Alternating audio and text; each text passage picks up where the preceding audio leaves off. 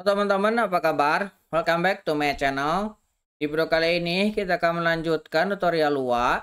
Di video sebelumnya kita sudah belajar terkait dengan error handling.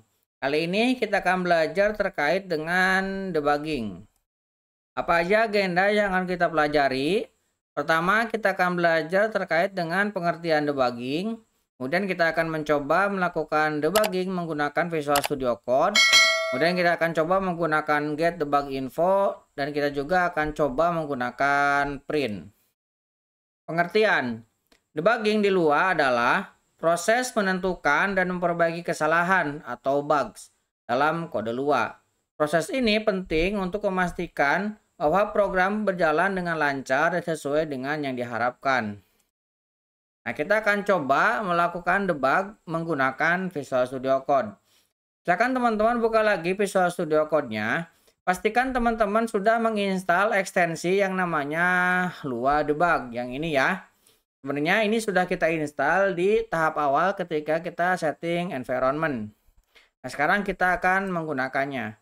Kemudian teman-teman silakan buat project baru. Kemudian kita akan implementasikan modul yang pernah kita pelajari sebelumnya.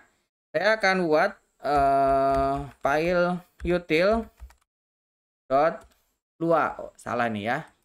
Saya akan rename ini Lua. Oke. Sini saya gunakan local variable yang sama. Ini adalah sebuah table. Kemudian kita akan isi tabelnya dengan function util. Nah, ini kita isi dengan print. Print ini akan menerima parameter name. Nah, name ini kita akan returnkan di sini. Kita akan returnkan misalkan hello world. Kemudian kita akan tambahkan name di sini. Nah, ini sudah pernah kita pelajari ya, menggabungkan string seperti ini. Kita tinggal returnkan utilnya seperti ini. Kemudian kita akan buat file satu lagi namanya init.lua. Nah, kita akan panggil utilnya ke dalam init.lua. Nah, kita akan gunakan require. Kita buat local variable. Kita akan gunakan yang sama. Kemudian kita tinggal require util. Nah, kita akan gunakan input output yang pernah kita pelajari. Kita gunakan IO. Kemudian kita akan write. Di sini kita akan meminta user untuk memasukkan nama. Masukkan nama Anda. Misalkan seperti ini. Kemudian saya akan tangkap inputan dari user. Saya kasih nama variabelnya adalah name. Name kita akan gunakan io.read. Kita akan baca dari io-nya. Nah, kemudian kita akan print. Nah, kita masukkan util print name. Seperti ini ya. Nah, normalnya kita ketika run, masuk ke terminal. Kemudian kita bisa masukkan ya. Misalkan pojok kode. Kita enter, maka hello world pojok kode. Ini normalnya. Nah, bagaimana cara melakukan debug? Nah, teman-teman buka activity yang run debug ini. Tinggal diklik. Kemudian teman-teman klik yang create launch JSON file. Ini tinggal klik, maka langsung dibuatkan launch kodenya ya. Nah, ini akan menuju ke init.lua. Nah, setelah terbentuk, filenya di sini sudah terbuat. Nah, launch-nya. Kita tinggal tekan yang start debugging. Tinggal ditekan. Nah, dia masuk. Sini kita bisa tekan step over di sini. Jalankan, dia masuk ke bagian yang masukkan nama. Ketika kita jalankan lagi, maka di sini muncul ya untuk memasukkan nama. Ini belum bisa kita input. Kita jalankan sekali lagi, maka ini ke mode input. Kita bisa masukkan di sini pojok kode, misalkan kita enter. Nah, dia kembali ke mode cetak. Nah, di sini kita bisa lihat kita memiliki variabel namanya nim. Maka kita bisa cek nim ini isinya apa. Nah, pojok kode.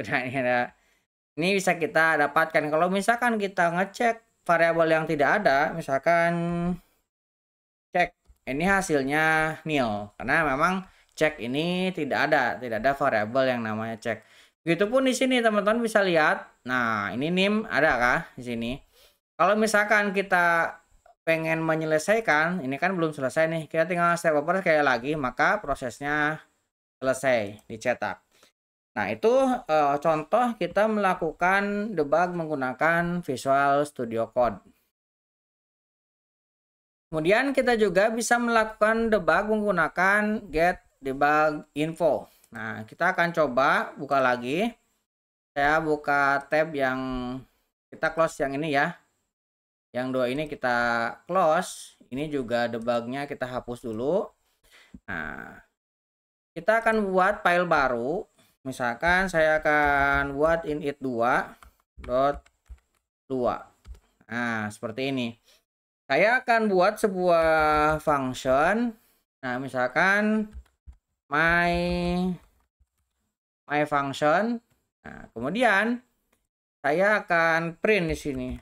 Nah, yang mau kita print debug, kita panggil debugnya. Kemudian trace back, kita akan kasih di sini misalkan mulai function seperti ini ya. Ini nggak apa-apa kita menggunakan huruf kecil, contoh aja ya. Sebenarnya kalau misalkan buat global variabel harus menggunakan huruf besar awalnya. Nah, misalkan saya akan print di sini untuk debug info, get info ya. Nah, yang ini kan ada get info. Kita akan ambil parameternya 1. Kemudian kita tambahkan sebuah print di sini, misalkan akhir function. Nah, ini untuk contoh ya. Kemudian saya akan returnkan misalkan sebuah nilai 10 seperti ini. Ini untuk contohnya. Nah, setelah itu kita tinggal panggil my function seperti ini. Saya akan print di sini untuk debug infonya. Debug.get info. Misalkan seperti ini ya. Kita save. Ini akan saya coba jalankan. Kita run. Tuh. Kita mendapatkan info-info yang kita butuhkan, kayak misalkan table ini ya, akhir function, kemudian ini ya namanya apa. Ini juga ada beberapa info yang bisa kita dapatkan dari sini. Nah, kita berhasil menggunakan get info. Kemudian kita juga bisa menggunakan print. Ini saya akan remark ini ya. Nah, kita print. Nah, kita akan langsung coba. Kita taruh di sini. Misalkan saya memiliki sebuah function namanya new counter. Nah, saya akan buat sebuah lokal variabel, misalkan n saya isi dengan 0. Kemudian lokal variabel k saya isi dengan 0 juga. Kemudian saya akan returnkan sebuah anonim function. Nah, seperti ini. Saya akan isi k sama dengan n. Kemudian n sama dengan n plus 1. Kemudian saya akan returnkan n. Nah, seperti ini.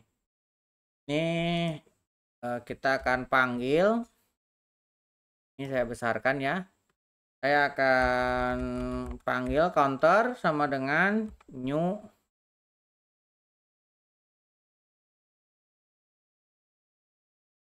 counter. Ini kita ambil dari sini ya. Ini harus sama. Oke, kemudian kita tinggal print.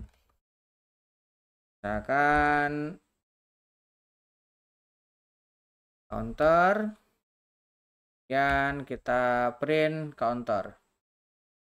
Dan saya coba lagi di sini lokal, misalkan i sama dengan 1. Saya akan digunakan repeat until. Saya akan repeat name, kemudian value kita akan ambil dari debug.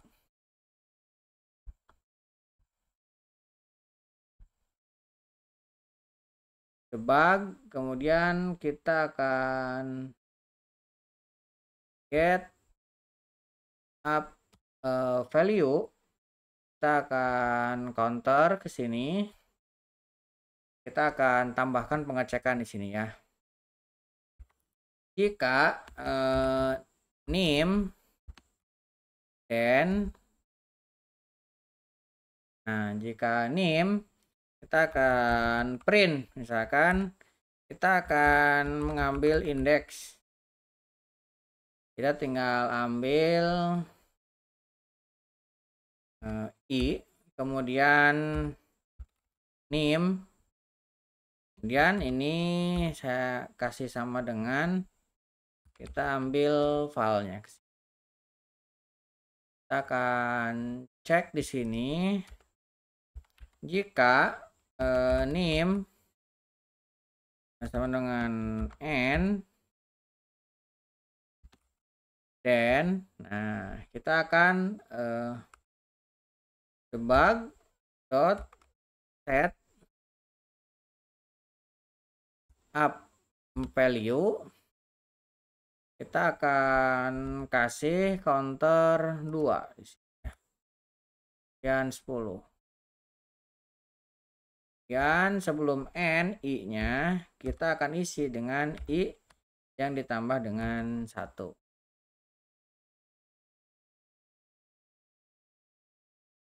Dan ini end if nya, ini not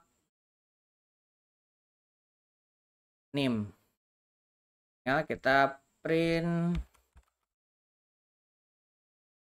counternya.